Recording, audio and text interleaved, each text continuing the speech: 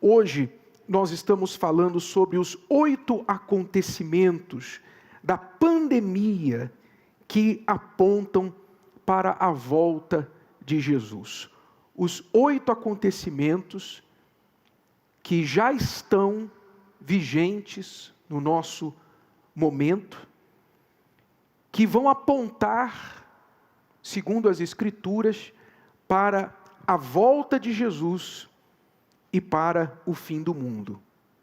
Eu não quero, com este assunto, causar alarmismo nas pessoas. Eu acho que nós já temos pânico aí suficiente sendo disseminado com respeito a esta pandemia. O objetivo desta mensagem não é espalhar pânico. Você que está com medo, você que está aí temendo pela sua salvação, você que já ouviu falar dos sinais do fim do mundo, e você se preocupa, meu Deus, o que está acontecendo? E você está preocupado, você está tomado por um medo, por um pânico. O objetivo deste assunto é exatamente o oposto disso. É ajudar você a vencer qualquer razão para pânico, qualquer razão para medo. Você sabe que o medo vem do desconhecido. O medo vem daquilo que a gente não conhece, daquilo que a gente não sabe. Mas quando a gente tem conhecimento, quando a gente sabe o que está acontecendo, o nosso coração se tranquiliza. E é exatamente este o objetivo aqui hoje. É trazer a você o conhecimento da palavra, ajudar você a entender os acontecimentos dos nossos dias atuais, para você então, tendo conhecimento disso, você se posicionar. E então vencer, não somente o medo, como o que está por vir aí no nosso mundo. Então nós vamos falar sobre 8 acontecimentos que estão agora vigentes neste mundo. E eu queria que você prestasse muita atenção. Uma certa ocasião, o Senhor Jesus foi questionado pelos seus discípulos a seguinte pergunta: que sinal haverá da tua vinda e do fim do mundo?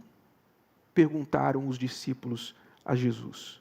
Senhor, que sinal haverá da tua vinda e do fim do mundo?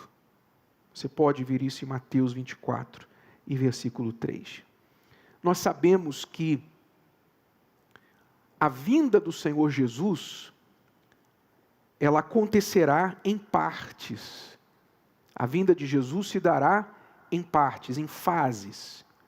Jesus falou que haveria um período antes da sua vinda, chamado princípio das dores, que é o período que nós estamos já entrando, é o período do princípio das dores. E logo então, em seguida, haveria a sua vinda, que acontecerá em partes. Ou seja, Jesus não vai vir assim de uma vez, fisicamente. Vai acontecer uma série de eventos que vão trazer a vinda do Senhor Jesus na sua totalidade.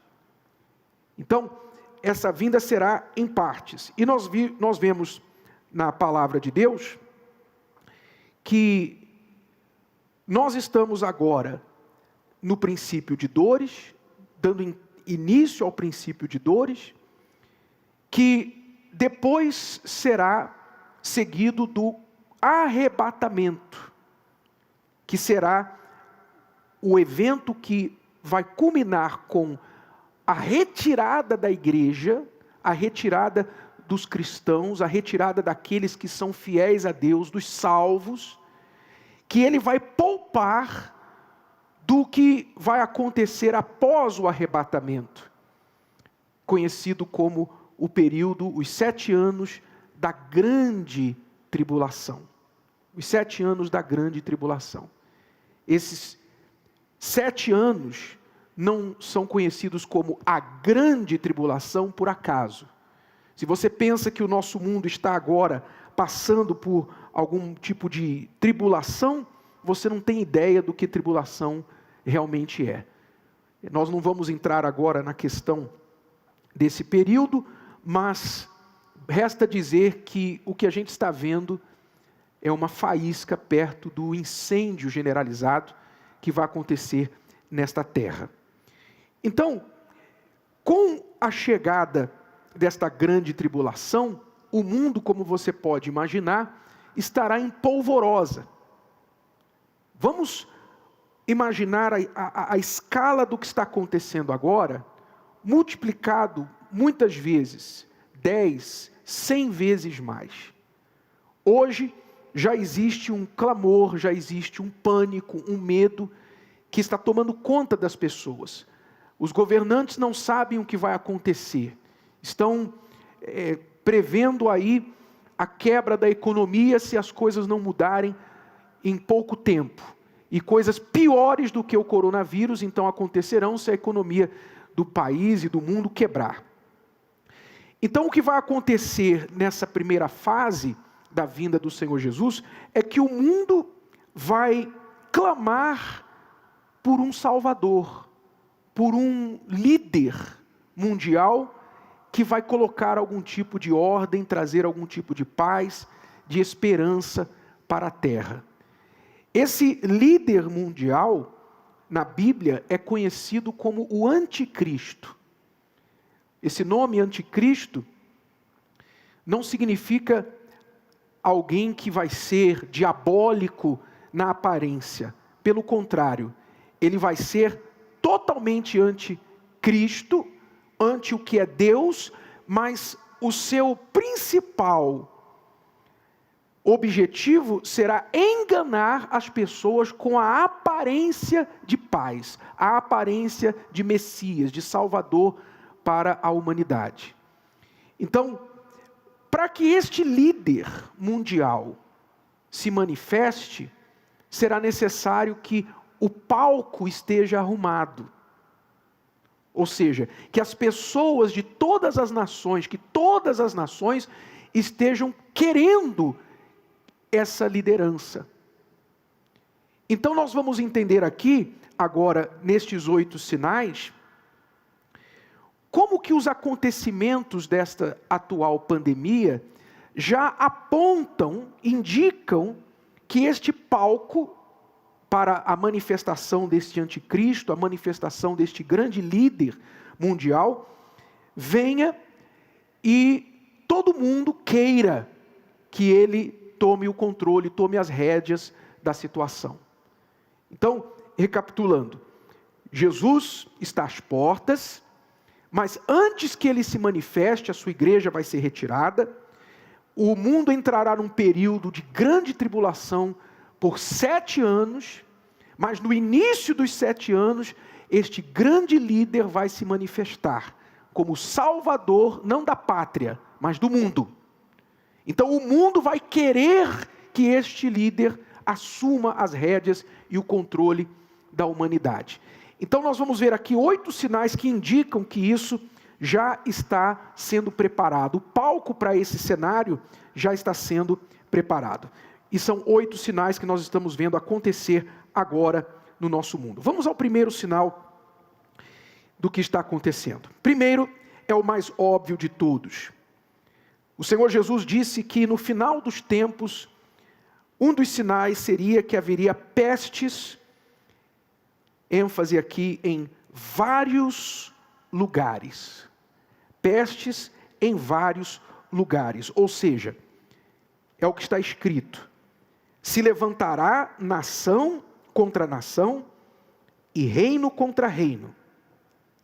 E haverá fomes e pestes e terremotos em vários lugares. Então, a ênfase aqui dos vários lugares é muito importante porque sempre houve pestes no mundo. Não é de hoje que a humanidade enfrenta uma pandemia ou uma epidemia. Sempre houve epidemias e houve já algumas pandemias, aquelas epidemias que alcançaram o mundo inteiro. Porém, esta pandemia que nós estamos vivendo agora, a pandemia do coronavírus, ela tem algumas peculiaridades. Ela é uma pandemia que rapidamente alcançou todas as partes do mundo, algo que começou em um país, hoje já está em praticamente todos os países do mundo. E não somente isso, ela está prevista de ser uma pandemia que vai atingir recordes de pessoas infectadas. Algumas estatísticas, algumas previsões já falam em mais de 1 bilhão de pessoas que serão infectadas com o coronavírus. Ou seja, uma pandemia de escala nunca vista antes. Então, quando Jesus fala que haveria pestes em vários lugares, nós estamos vendo isso acontecer agora, no nosso tempo. Esse é o primeiro sinal. E esse primeiro sinal nos leva ao segundo acontecimento, o segundo sinal, que é: não há mais problema de um só país. Não há mais problema de um só país. Ou seja, o mundo se torna um. O que começou lá na China se espalhou pelo mundo inteiro. Brasil, Estados Unidos, África, Austrália, Japão, todo mundo foi afetado por um problema que aconteceu em um país. Então todo mundo agora está responsabilizando a China pelo que aconteceu no mundo inteiro.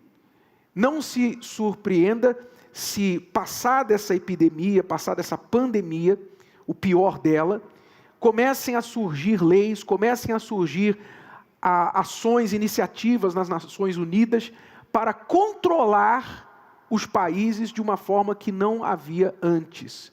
Porque a mensagem é a seguinte: o mundo virou um só. Não há mais problema que você pode atribuir a apenas um país, porque o que acontece aqui afeta todo o mundo.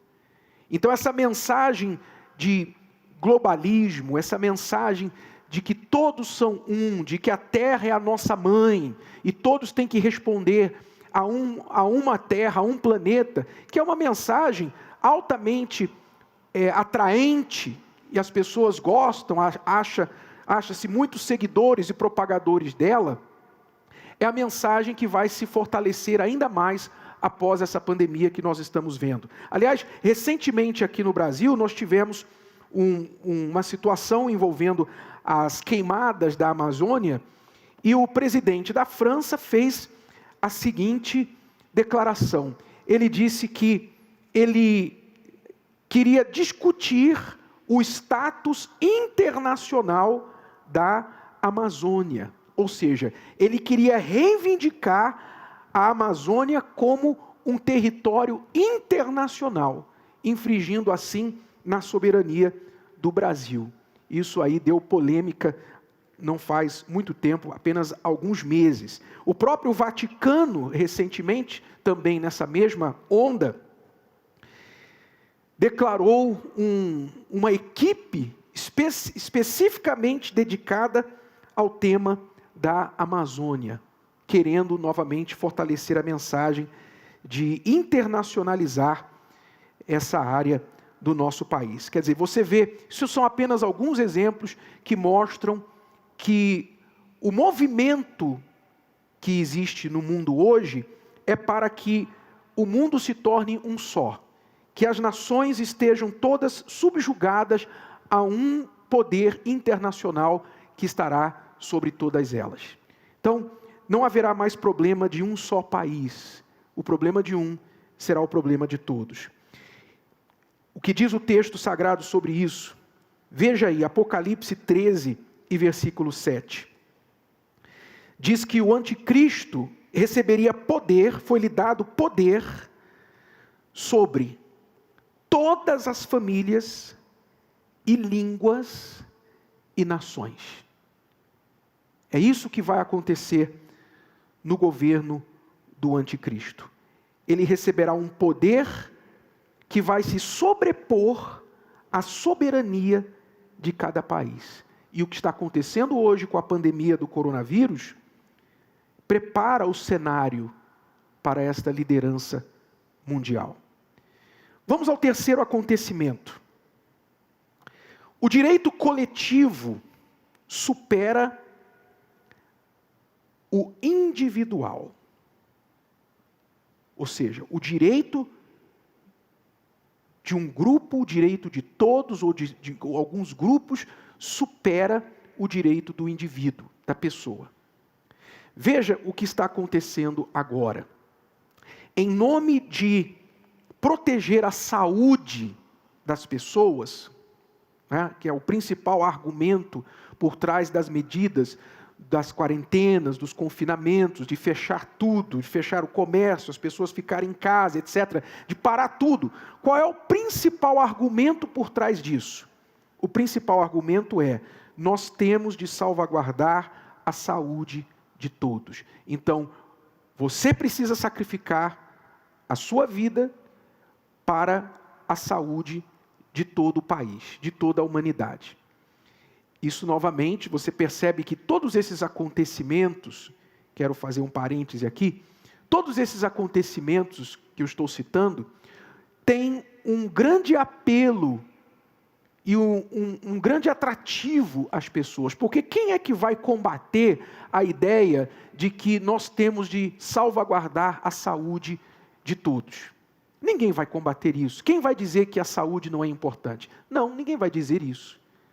Mas o que acontece, na verdade, na prática, muitas pessoas, por causa dessas medidas, elas estão perdendo o direito de ir e vir.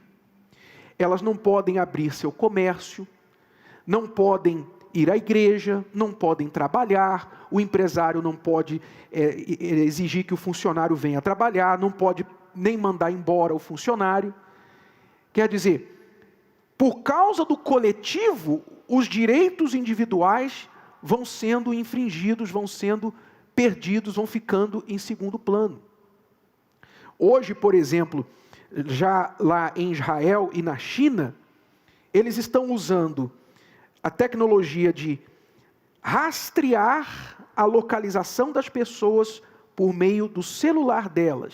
Pessoas que estão contagiadas com o coronavírus. Ou seja, eles já podem, através do celular da pessoa, mesmo sem a autorização dela, por decreto do governo, o governo pode controlar os movimentos de uma pessoa. Isso está acontecendo agora em Israel e na China.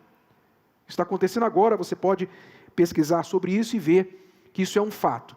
O governo de Israel, o governo da China, usando a tecnologia para dizer para a pessoa: você não pode sair desse lugar e ir junto a outras pessoas. Se é uma pessoa contaminada com o coronavírus, se aproxima de outras pessoas, imediatamente a polícia vem para impedir que aquilo aconteça. Então a privacidade, o direito de privacidade, o direito individual da pessoa é superado pelo direito da comunidade. Quer dizer, aquela comunidade aquele sistema de Big Brother, não é? Do controle social, da vigilância do governo sobre o que os cidadãos estão fazendo, agora já está se tornando uma norma. As pessoas vão ser controladas em nome do bem comum. Então, você vê a perda de direitos individuais em prol da comunidade. Hoje se fala também, por exemplo, o coronavírus se tornou um problema de saúde mais importante do que outros problemas de saúde tão graves ou piores do que o coronavírus. Hoje, se você tem um problema grave de saúde e for para o hospital para ser atendido, provavelmente você não vai conseguir ser atendido, porque a prioridade está sendo dada para os pacientes suspeitos ou com o coronavírus. Quer dizer, pessoas com câncer, pessoas que precisam de um tratamento de UTI, pessoas que precisam, que têm o HIV, elas se tornam secundárias por causa da pandemia. Então isso já está acontecendo agora. Direitos individuais estão sendo secundários ao direito coletivo. Vamos ao quarto acontecimento. O dinheiro em espécie se torna indesejável. indesejável. Você sabe que o dinheiro em espécie, notas, moedas, são focos de bactérias, de vírus, eles passam de mão em mão, e como o vírus ele normalmente está onde a pessoa mais manuseia alguma coisa, está no dinheiro mais do que em qualquer outra coisa. Na Bélgica, durante essa pandemia, o governo proibiu o uso de dinheiro em espécie. Proibiu, 100%. Não se pode usar dinheiro em espécie na Bélgica hoje. Só pode se usar cartão ou algum outro tipo de pagamento digital. Não se usa mais dinheiro. Então, o dinheiro se tornará indesejável, o dinheiro em espécie se tornará algo que é ultrapassado. Então, veja, com essa experiência, por exemplo, na Bélgica, onde está proibido o uso de dinheiro em espécie, depois de tudo passado, vão concluir que a sociedade funcionou muito bem e até melhor sem o uso de dinheiro em espécie. Então, cada vez mais vai se tornar norma que a pessoa vai ter de usar o dinheiro através de uma conta num cartão ou uma conta em um banco, que é o que todo mundo já tem, mas o dinheiro hoje ainda oferece para a pessoa um tipo de valor nas suas mãos, que ela pode ter em mãos. Mas quando tudo estiver digitalizado, a pessoa vai ser oficialmente parte de um sistema. Ou seja, ela não vai poder comprar e nem vender se ela não tiver como pagar com um método digital. E isso nos faz lembrar imediatamente de uma profecia que está também feita a respeito, que muitos conhecem como a marca da besta. Olha o que diz o texto sagrado, em Apocalipse 13 e 17. Para que ninguém possa comprar ou vender, senão aquele que tiver o sinal, ou o nome da besta, ou o número do seu nome. Quer dizer, a profecia bíblica diz que na época do anticristo, ninguém vai poder comprar ou vender sem a marca da besta. Não se sabe especificamente o que é essa marca. Não se sabe se vai ser uma marca literalmente na pele, um sinal, se vai ser um chip. Nós sabemos sim que hoje a tecnologia já existe e já está sendo usada em vários lugares do mundo, inclusive no Brasil, a tecnologia de implantação de chips nas mãos, que ali contém os dados todos da pessoa, dados bancários, a pessoa pode pagar, pode abrir portas, ali tem os seus dados médicos, a pessoa tem uma série de vantagens de ter um chip implantado na sua mão, que facilita a sua vida. E novamente, mais uma medida que será dificilmente resistida, porque atrai tantas vantagens para aqueles que a adotarem. Então isso já está acontecendo agora e é fortalecido por esta pandemia. Um sinal de que nós estamos prosseguindo aí muito próximo à chegada do nosso Senhor Jesus. Falaram já vários especialistas ainda dentro deste assunto, durante o tratamento e diagnóstico do coronavírus, que se as pessoas estivessem chipadas, ou seja, se elas estivessem com os seus dados médicos já implantados e ligados com os computadores dos hospitais, o tratamento seria muito mais rápido e acelerado e eles poderiam então tratar muito mais pessoas. Então veja que o discurso já existe para que isso venha a acontecer muito em breve. Porque depois dessa pandemia, o que as pessoas vão precisar? O que as autoridades de saúde, as autoridades que lidam com o assunto de epidemias, o que elas vão precisar fazer? Elas vão precisar trazer respostas. A humanidade vai querer saber como nós podemos evitar que isso aconteça lá na frente. Então se apresentarão soluções. E esta, não tenha dúvida, será uma das soluções. Que todas as pessoas sejam marcadas, tenham de alguma forma os seus dados computadorizados, ligados diretamente com o hospital, ou seja, ligados com o sistema do governo, para que a sua saúde toda esteja ali sendo controlada por um computador central. Este é o quarto acontecimento. Vamos ao quinto. Autoritarismo e absolutismo do Estado. O autoritarismo e o absolutismo do Estado. O que significa isso? O que significa esse autoritarismo e absolutismo do Estado? Esse requer uma pausa para você pensar. Olha só que curioso. Olha que curioso. Não é de hoje que o poder público tenta reduzir a criminalidade, tenta quebrar o crime organizado, fechar as portas para a circulação de drogas ilegais. Não é de hoje. Existem várias leis supostas a ajudar a sociedade a funcionar de forma mais segura, de forma mais justa, mas que o Estado não consegue fazer cumprir. As drogas estão em todos os lugares, por mais severas que sejam as leis, por mais que haja polícia, por mais que haja lei para isso, lei para aquilo, ato disso, ato daquilo, ninguém consegue impedir a circulação de drogas, por exemplo. Não consegue.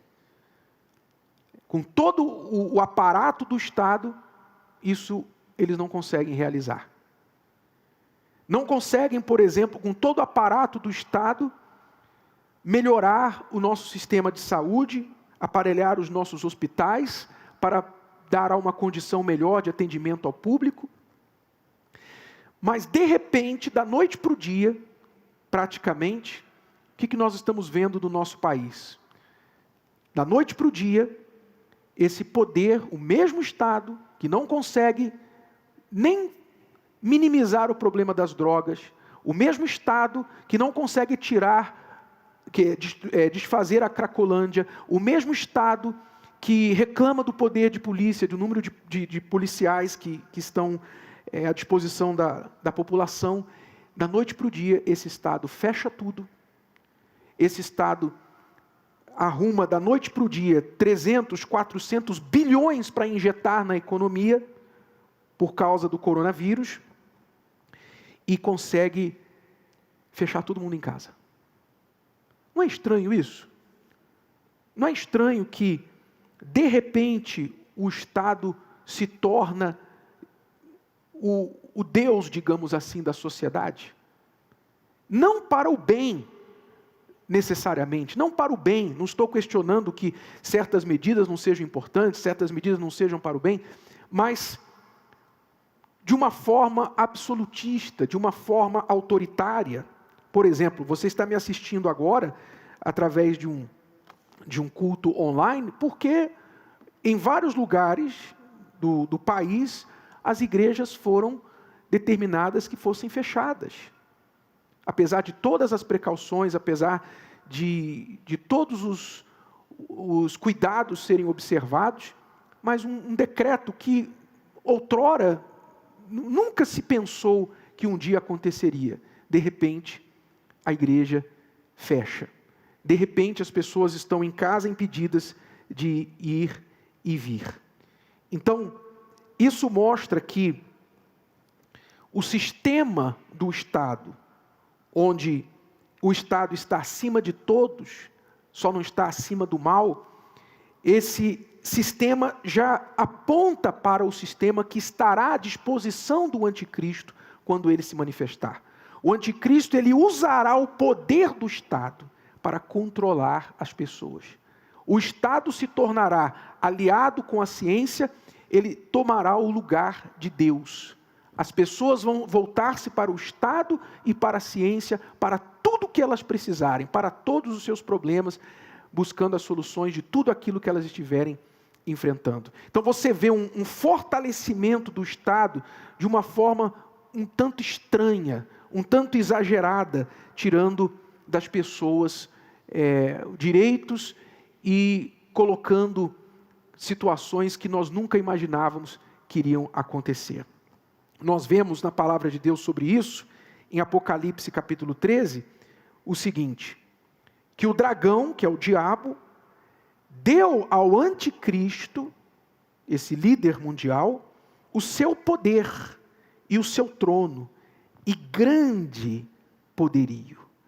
grande poderio. Quer dizer, este líder mundial iria receber um poder máximo de fazer literalmente qualquer coisa na humanidade. Isso com o consentimento de todos. Vamos ao sexto acontecimento. A igreja não é vista mais como essencial, e sim como dispensável. Eu estava lendo aqui a lista dos serviços essenciais publicados no decreto do governo do estado de São Paulo, esta semana, com aqueles serviços que o governo considera essenciais, que não podem fechar, mesmo durante essa pandemia. Serviços como transporte, como hospitais, farmácias, etc. A maioria deles absolutamente necessários. Agora, curiosamente, na lista desses serviços necessários, nós encontramos lá pet shops, porque os animais precisam ser cuidados, não discordo disso, eu tenho um animal de estimação, apesar do que não vejo necessidade de ir a um pet shop atualmente, mas talvez alguém veja como indispensável. Mas pet shops foram incluídos na lista de serviços indispensáveis e também casas lotéricas. Casas lotéricas estão incluídas na lista de serviços indispensáveis. Alguém vai dizer, mas porque muitas pessoas usam a casa lotérica para tirar a sua aposentadoria e uma espécie de banco. Tudo bem, mas também o joguinho da loteria mal pode ser considerado como um serviço indispensável. Mas ausente desta lista de serviços indispensáveis ou essenciais, está a igreja, estão as igrejas. Não encontra-se ali naquela lista a igreja como um serviço essencial. E a atitude de alguns governantes, não todos, mas a atitude de alguns governantes no nosso país, já mostra que a antipatia, ou o desejo de que a igreja fosse totalmente relegada a um canto obscuro e totalmente esquecível da sociedade, fosse hoje a realidade. Muitos, inclusive, aproveitando-se da situação para serem truculentos com a igreja. Nós tivemos um caso de um pastor aqui nosso, na cidade de Pindamonhangaba, que foi fisicamente dominado por um policial pelo grande crime de estar na porta da igreja. O pastor estava na porta da igreja, sem fazer nada, não havia público, não havia ninguém, não havia membro, não havia reunião, não havia ninguém. E uma viatura da polícia, que por alguma razão agora parece que está sobrando polícia, né, no que diz respeito à vigilância das igrejas, né, a polícia que faz tanta falta no combate ao crime, no combate às drogas, no combate aos assaltos, etc. De repente as polícias estão em todos os lugares, né, está sobrando polícia. E esse pastor foi covardemente jogado no chão e dominado e levado à delegacia. Infelizmente, é o tratamento que alguns estão recebendo nesses dias. Nós estamos com um sério problema em Porto Alegre, no momento em que a Prefeitura de Porto Alegre insiste, já lacrou a porta da frente da igreja, e nesta quarta-feira, como se não bastasse lacrar a porta da frente da igreja, foi lacrar a porta dos fundos da igreja, usada somente para pastores e funcionários que moram no prédio da igreja. Agora, pastores que moram no prédio da igreja não podem adentrar suas próprias residências. Qual é o mal que a igreja lacrada pode fazer à sociedade? Mas é o que está acontecendo no nosso Brasil. Quer dizer, aquele sentimento de preconceito, aquele ódio que é alimentado, já era antes dessa pandemia, já era alimentado por muitas pessoas, agora esse ódio está se derramando cada vez mais aí por alguns que se aproveitam dessa situação para expressar o seu ódio à igreja. E isso está acontecendo agora. Talvez você, por exemplo, que nesses dias tem procurado a igreja, neste último domingo que nós tivemos de fechar as portas da igreja aqui em São Paulo. Você que foi à igreja encontrou as portas do Templo de Salomão e outras igrejas universal e igrejas de outras denominações fechadas. E ali muitos se ajoelharam diante das portas fechadas do templo e chorando oraram. Não é? Pessoas que agora talvez mais do que nunca valorizam a igreja, valorizam aquele lugar que outrora era corriqueiro. Mas a palavra de Deus fala que haverá um momento, haverá um período em que as pessoas terão fome, não de pão, mas elas terão fome da palavra de Deus. Fome da palavra. E pode ter certeza que esse período que nós estamos nos aproximando, está chegando, vai acontecer, onde as pessoas vão querer achar uma igreja, e não vão encontrar a igreja. Porque na época do anticristo, a igreja vai se tornar um poder contra o Estado, aos olhos do Estado. Eles vão proibir cultos, eles vão proibir ajuntamento de pessoas, eles vão considerar que essas pessoas são totalmente dispensáveis, que não há necessidade, não é essencial, como já hoje está sendo considerado.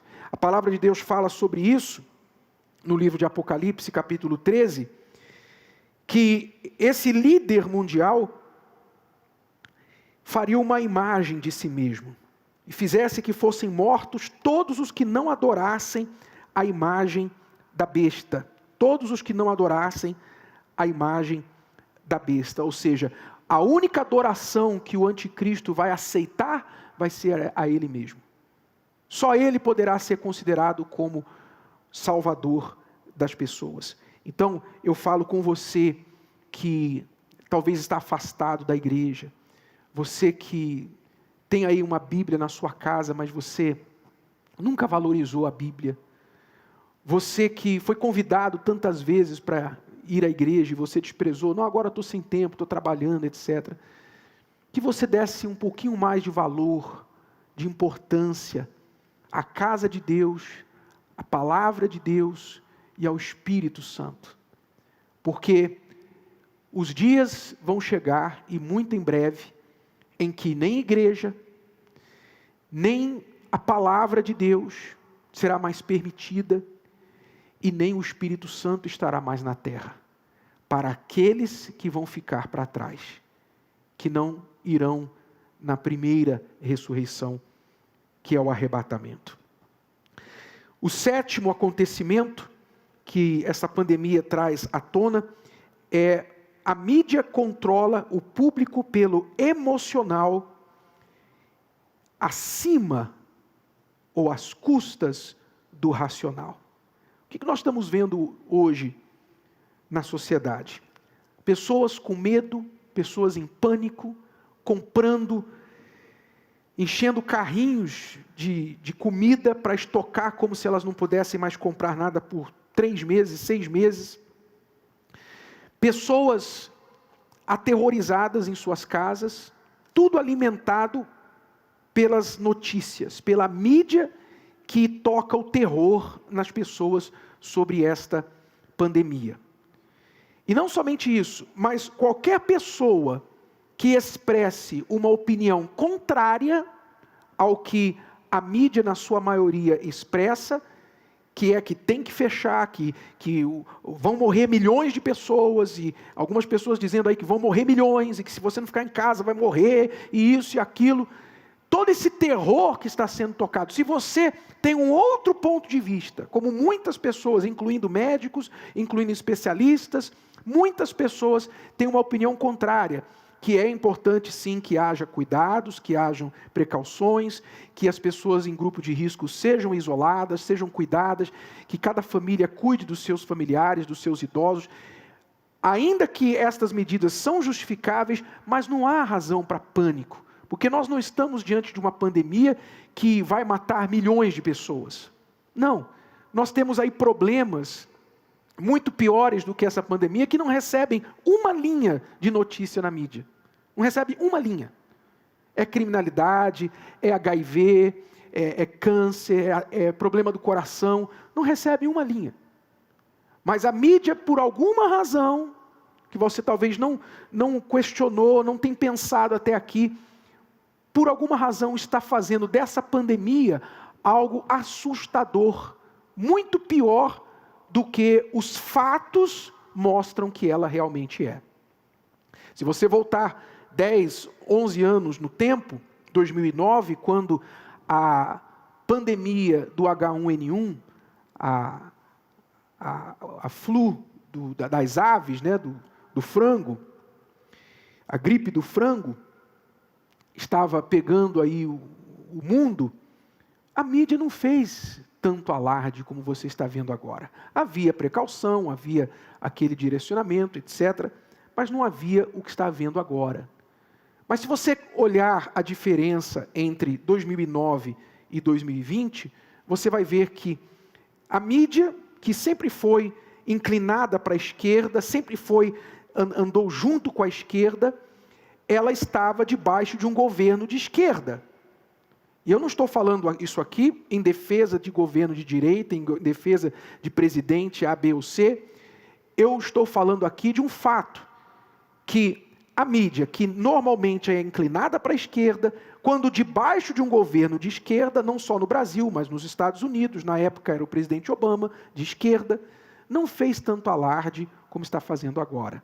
Mas parece que o oportunismo da mídia nesse momento está deixando bem claro que a intenção é desestabilizar, é causar um problema ainda maior do que o problema do coronavírus. Porque quando as pessoas, especialmente as mais pobres, estiverem sem emprego, quando os autônomos, que são cerca de 40 milhões no nosso Brasil, não tiverem dinheiro para pagar aluguel, comprar comida, etc., quando o resultado dessa situação estiver sendo sentido nos próximos dias e semanas na nossa economia, e as pessoas entenderem que um problema muito maior do que o coronavírus vai começar a se instalar no nosso Brasil, então elas vão entender que realmente era melhor não ter se entregado ao pânico.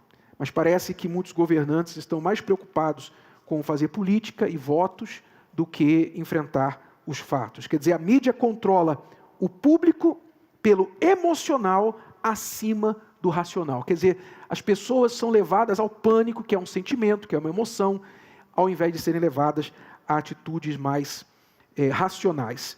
E a Bíblia fala sobre a mídia como aliada desse grande líder que vai aparecer no mundo. Olha o que diz o texto sagrado.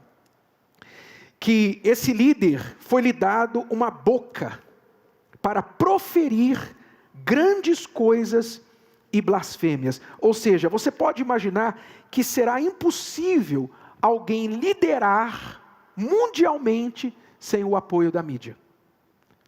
Praticamente impossível. Não se consegue liderar sem o apoio da mídia. O nosso Brasil que o diga atualmente. Então, o anticristo, ele vai ter uma boca uma voz muito poderosa, que vai proferir grandes coisas e também blasfêmias. Vamos ao 8º acontecimento. Cristãos são considerados perturbadores da paz.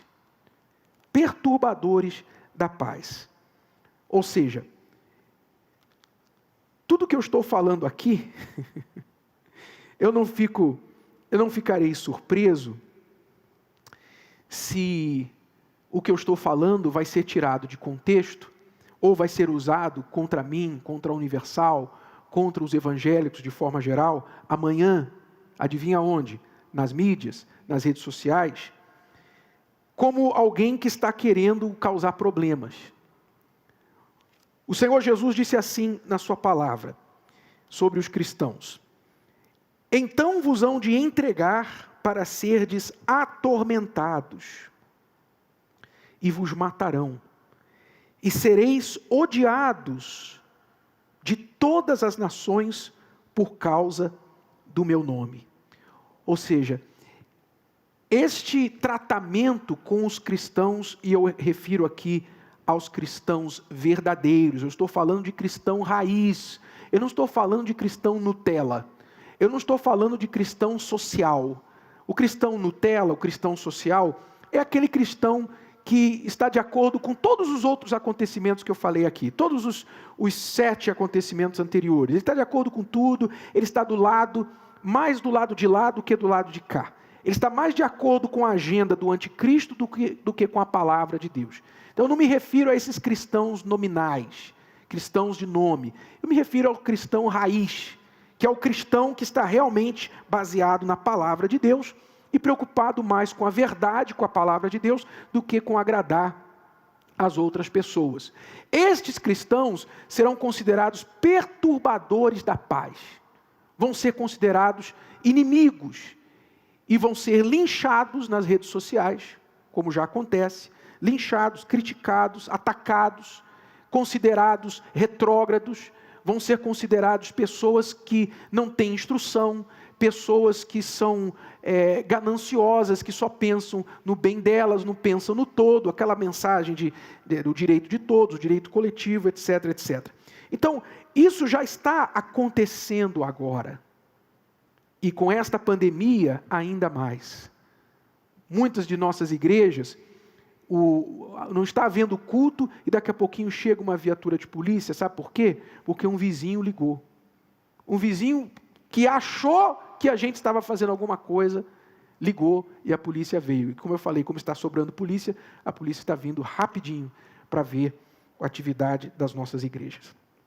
Então estão aí os 8 acontecimentos desta pandemia que apontam para o ensaio, apontam para a preparação do cenário para a chegada do anticristo e a volta do Senhor Jesus. O que você deve fazer com todas essas informações? Sabendo disso agora, porque o que eu te apresentei aqui são fatos. Fatos dos dias atuais e fatos da palavra de Deus.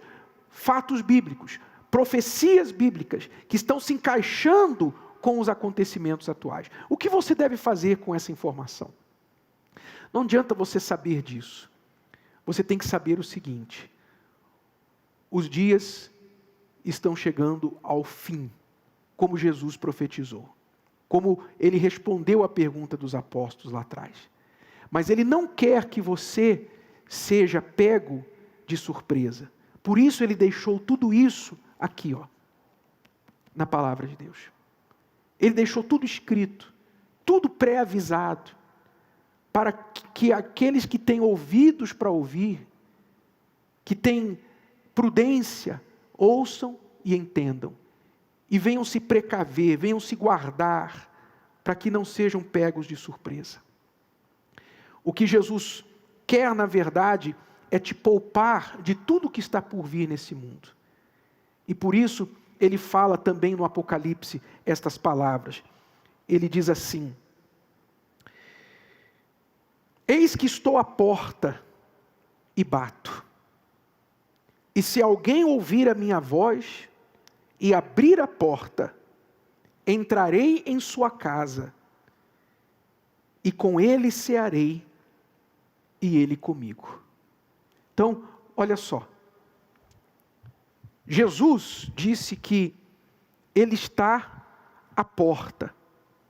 Então, ele está batendo a porta do seu coração. Ele está batendo na sua porta agora. Através dessa palavra que você está ouvindo, o Senhor Jesus está batendo a porta do seu coração, a porta do seu entendimento, do seu intelecto, e dizendo: eis que estou à porta e bato. Se alguém ouvir e abrir a porta, eu entrarei e cearei com ele e ele comigo. Ou seja, Jesus quer entrar no seu coração e na sua mente e cear com você. Cear é uma palavra bíblica que significa comunhão, significa ter unidade, aliança com você, ter um casamento com você. O Senhor Jesus quer se casar com você, mas Ele precisa que você abra a porta. Se você resiste a esta chamada, se você resiste a esta oportunidade de salvação que o Senhor Jesus te dá agora, então você vai ter todas as razões para temer o que está por vir. Mas se você aceitar este convite e abrir a porta do seu coração e da sua mente e recebê-lo aí dentro, ele vai entrar no seu coração, vai fazer aliança com você e daqui não vai mais sair. E ele promete que vai te poupar do que está por vir neste mundo. Gostou? Que tal ouvir de novo? Ouça quantas vezes precisar, até que este conteúdo faça parte de você. E não se esqueça de dar o seu like, comentar e compartilhar. Até a próxima!